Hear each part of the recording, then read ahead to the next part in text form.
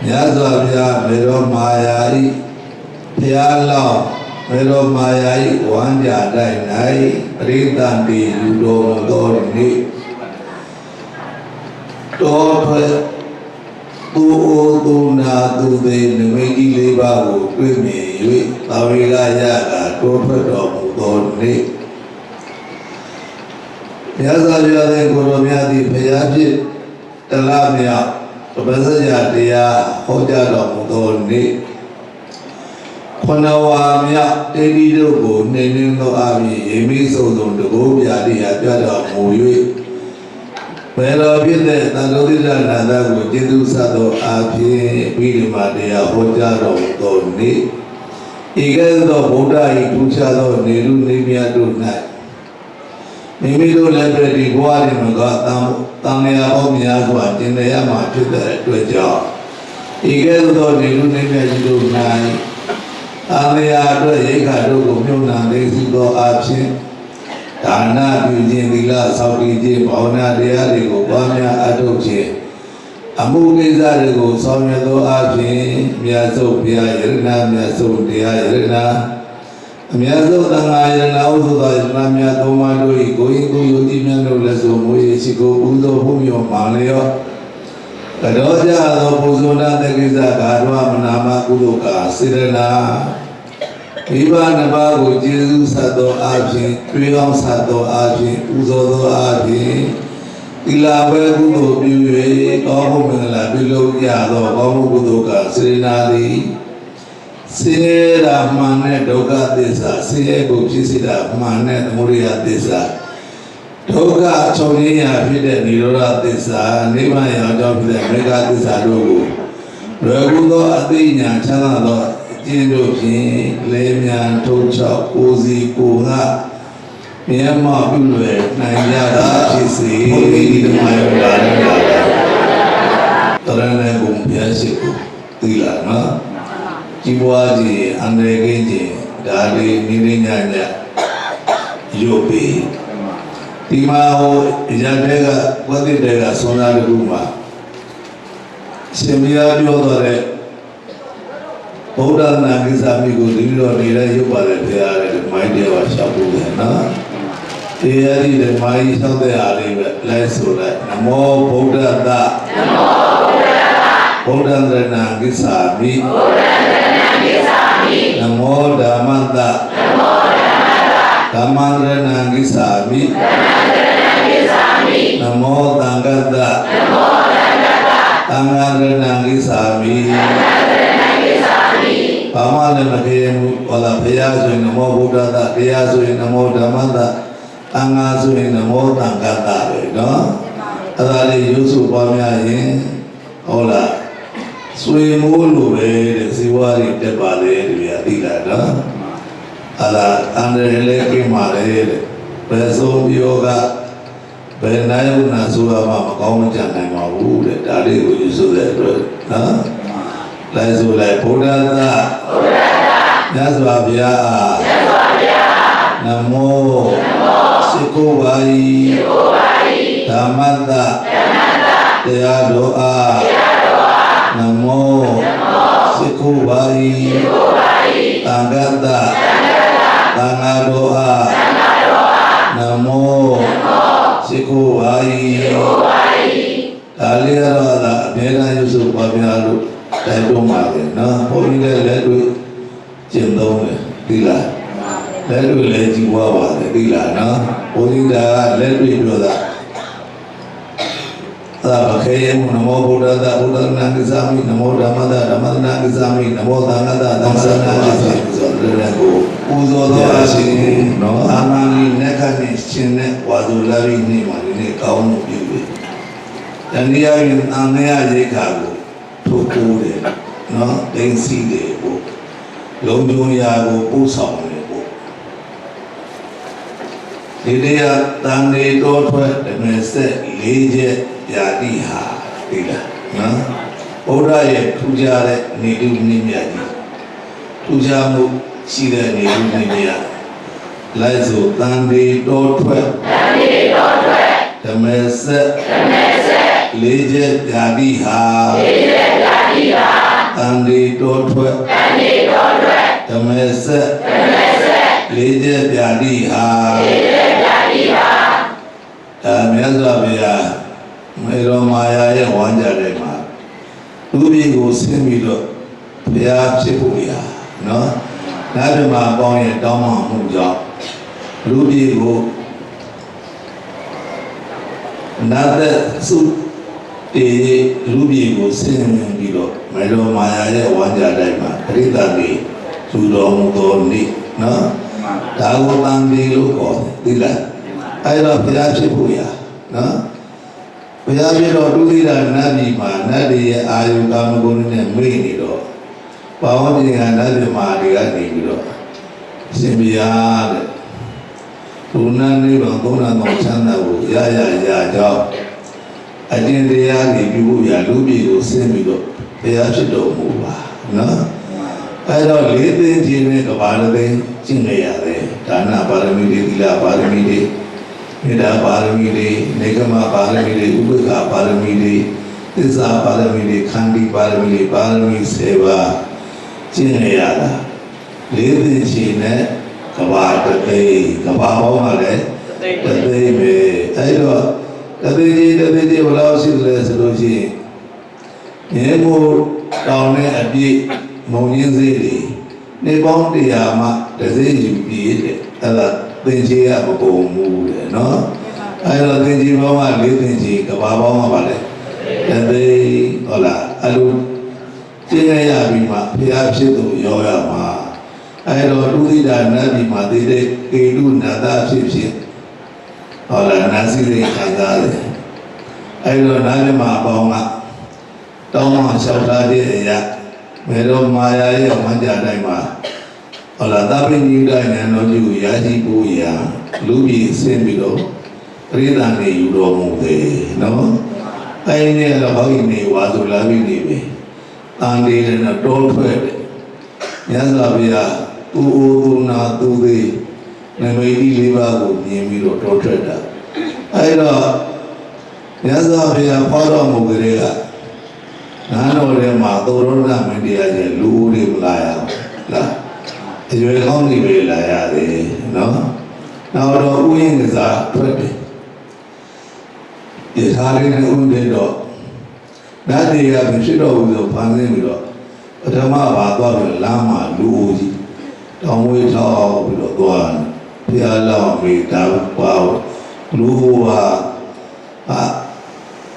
ကျွန်တော်တို့လည်းဒီလိုအိုးရောက်မှာဟုတ်တယ်သင်မင်းသားလည်းဒီလိုအိုးရောက်မှာဆိုတော့အဲ့ဒါစိတ်ပြည့်ပြီးတော့တာမကဖြစ်ပြီးတော့အဲ့ဒါနားတော့ပြန်ဖို့ခိုင်းတယ်ဒီလိုနဲ့မေးပြီးတော့မောင်မချွေရနေနဲ့ပျော်ပါနေတဲ့အချိန်နော်နောက်တစ်ခါတိုးထွက်ပြဥယျာဉ်ကစားထွက်တယ်ဘာသွားတွေ့တယ်လဲနေတဲ့သူနာသွားတယ်ဒါပါလို့လူနာပါဘာလို့ယောဂဆွဲကနေလို့တဲ့မထနိုင်မလုံးနိုင်မကိုင်းနိုင်ဘူးအဲ့ဒီကဒုလည်းပဲဒီလိုဖြစ်အောင်ဟုတ်တယ်တဲ့သင်္မင်းသားလည်းပဲဒီလိုနားရအောင်ပါပဲဒီလားနော်အဲ့ဒါအစိပ်ပြည့်ပြီးပြန်နားတော့ပြန်ပြီးတော့အဲ့ဒါနာစီတဲ့နဲ့တူတဲ့ဟောလားနာစီတဲ့ကိုခံစားတော့လည်းခါပြန်ထွက်ပြနော်လာပြန်တော့တဲ့ခါကျတော့လမ်းမှာပါသွားတွေ့တယ်။ဦးသေးသွားတွေ့တယ်။အဲ့တော့လာပါတော့ဟုတ်လား။ဦးသေးပါလေ။အာဦးသေးဆိုလို့ရှိရင်ငါတို့လည်းပဲဒီလိုတရားမှာဟုတ်တယ်တဲ့ဒီလိုတရားမှာတဲ့။အဲ့ဒီအဲ့ဒါစိတ်ပြည့်ပြီးပြန်ထွက်တော့ဒါနတ်တွေကဖန်ဆင်းထားတာနော်။နောက်တစ်ခါကျတော့ဘာသွားတွေ့လဲဆိုတော့ယဟန်သွားတွေ့တယ်။သူကပါတော့အိုရမနာမသေရမကြောက်လို့အသေးလို့ရနိဗ္ဗာန်ကိုတောင်းတပြီးတော့တဲ့ကြည်တန်တို့ကိုအာထုတဲ့ယဟမဟာနော်အဲ့ဒါလေးခုအိုသူနာသူသေးရနမိတ်ကြီးလေးပါမြင်ပြီးတော့အာဝိကညာနေရပြီးတော့တောထွက်တော်မူတာလည်းပဲဟောဒီပါဆိုလာပြီးနေပြီနော်တန်လေးတော်အတွက်နောက်ဓမ္မဆက်ဘုရားပြတော်မူလို့တလားမြောက်မှာ မဆက်စရာတရားဥယျာဏပစ္စဝေကိငါ့ကိုဟောကြားတော်မူတာလည်းပဲ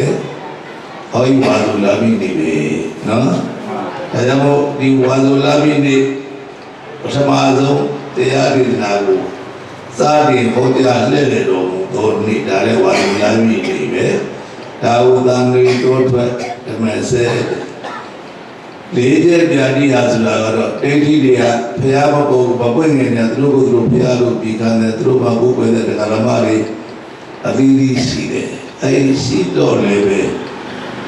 ဟုတ်လားဘုရားတွေကအများကြီးဖြစ်တယ်သူကလည်းဘုရားငါတဲ့ဘုရားလို့ပြသိလားနော်အဲ့လိုတကယ်ကျတော့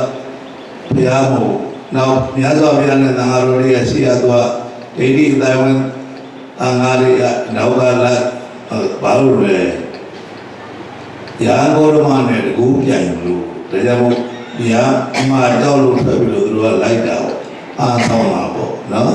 အာသမားတွေကိုအဲ့တော့ရသော်ရတော့ဘယ်လိုမဖြစ်လဲနောက်6လမြောက်ဆိုရင်တရားပြုဝေးမှာတကူပြိုင်ပြီနော်တကူပြိုင်မယ်ဆိုတော့သူ့ရဲ့ဓမ္မမိုင်းနဲ့ငွေကြေးတွေပေးပြီးတော့အဲ့တရားပြုဝေးနဲ့လိုက်ပြီးတော့ခုတ်ခိုင်းတာတပင်းမှမရှိတော့နော်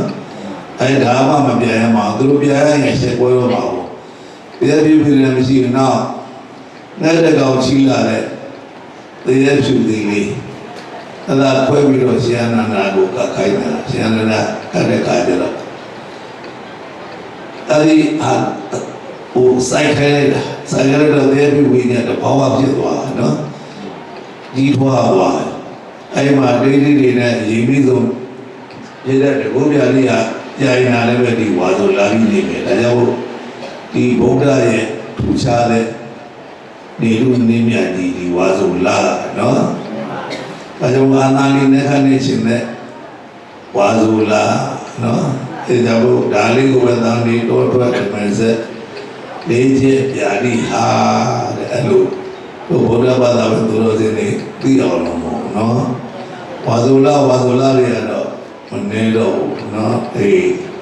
အဲဒီနေ့ဝါဆိုလာပြီးနေဒီတန်နေတော့တဲ့မစက်လေးချက်ပြာတိဟာဆိုတဲ့ဘုရားရဲ့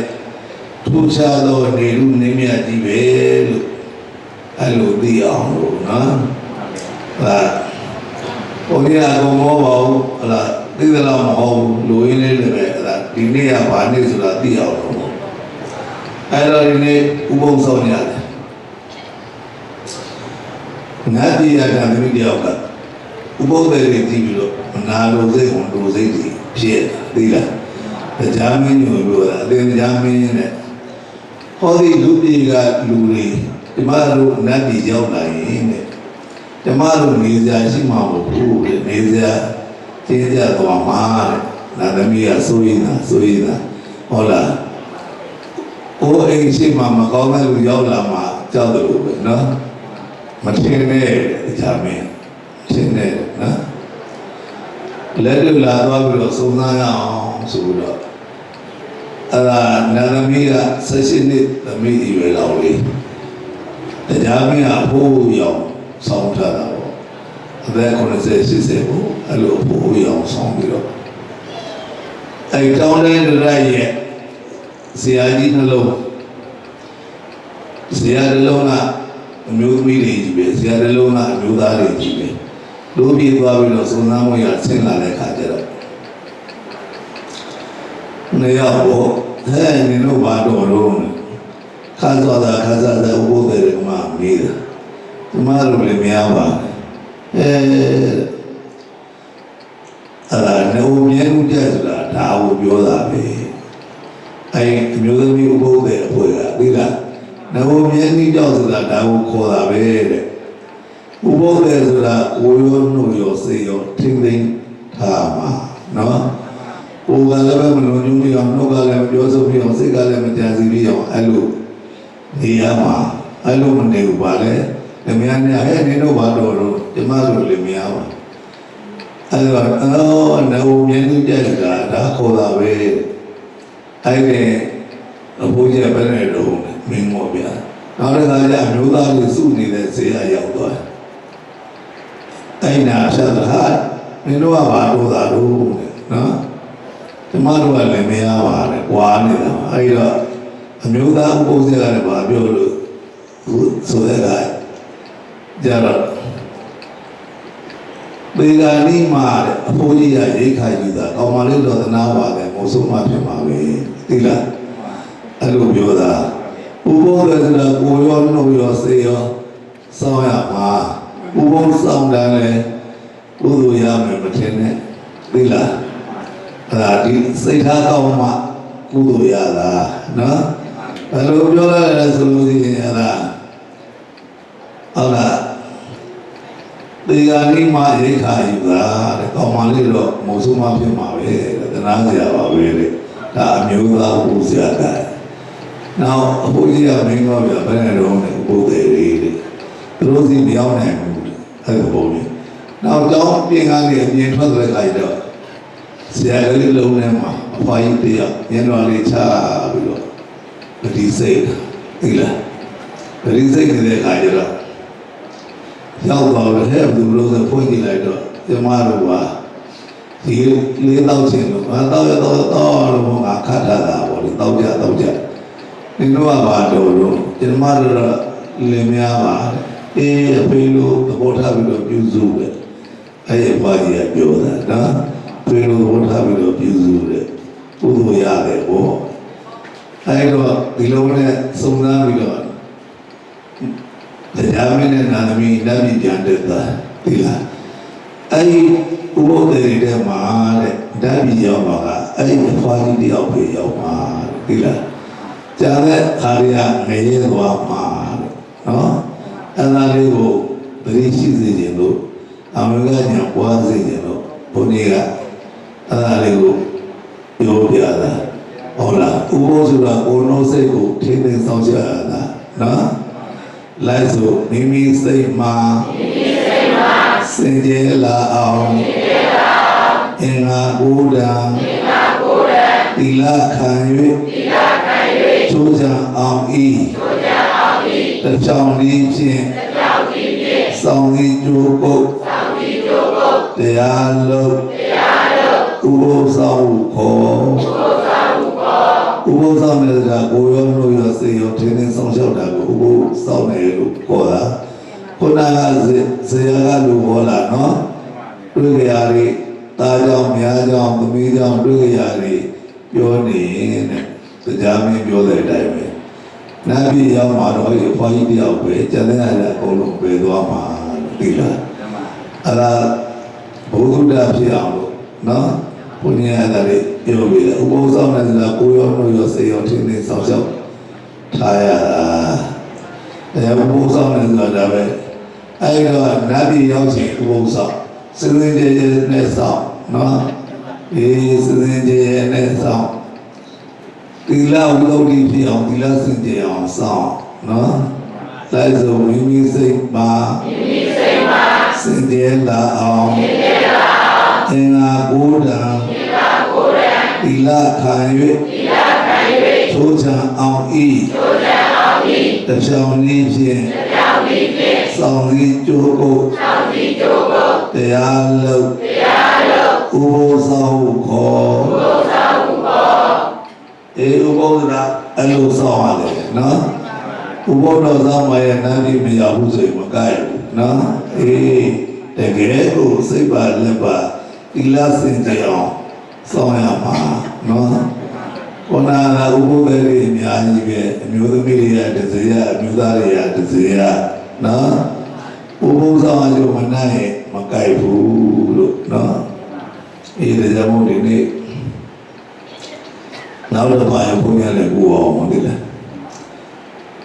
ဒီနေ့သာနေတော်တို့ဓမ္မစက်လေးပြပြရိယာဆိုတဲ့အတိုင်းပဲမိမိတို့ဒီဘဝကြီးရပ်နေဘူးနော်ဒါနပြုလို့ဆိုတဲ့လူဘဝမှာပဲရတယ်သီလဆောင်လို့ဆိုတဲ့လူဘဝမှာရတယ်ဘာဝနာတရားတွေပွားများအားထုတ်မှုဆိုတဲ့လူဘဝမှာပဲရတယ်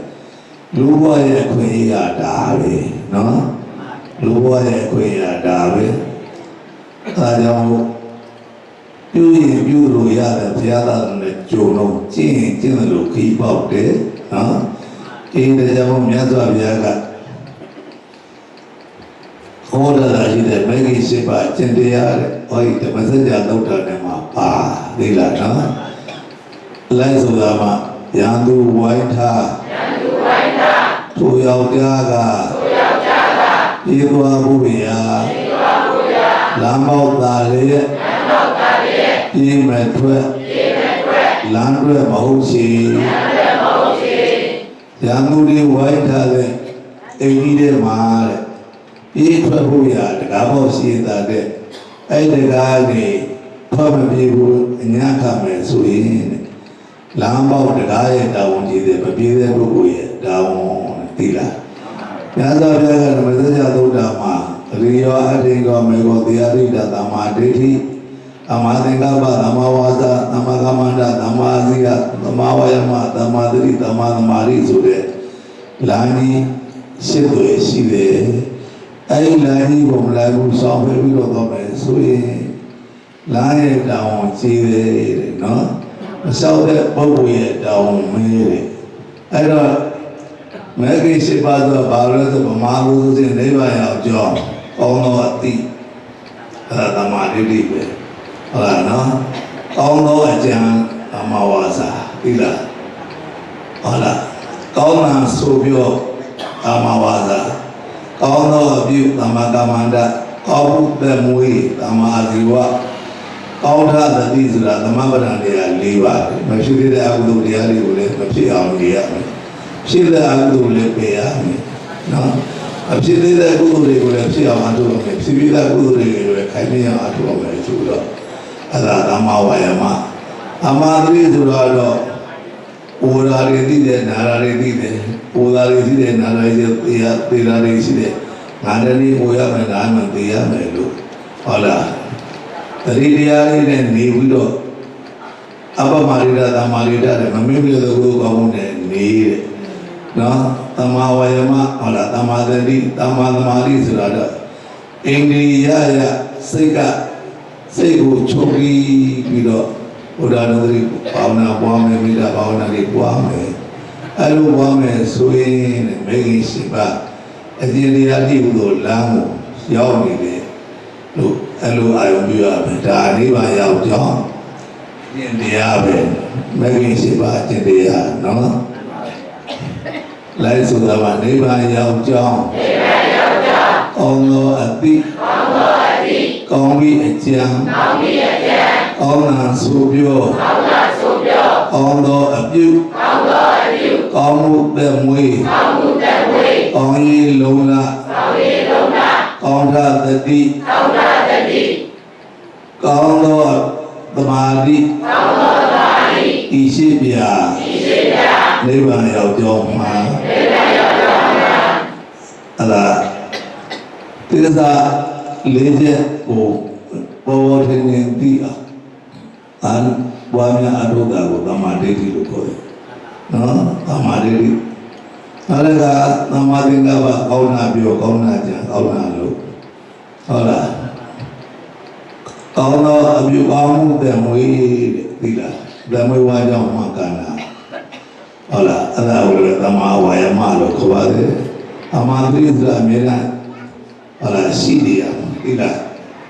ဘုန်းကြီးစာရွက်လေးတွေရေးလာဒီကြအောင်လို့အဝကညာလေး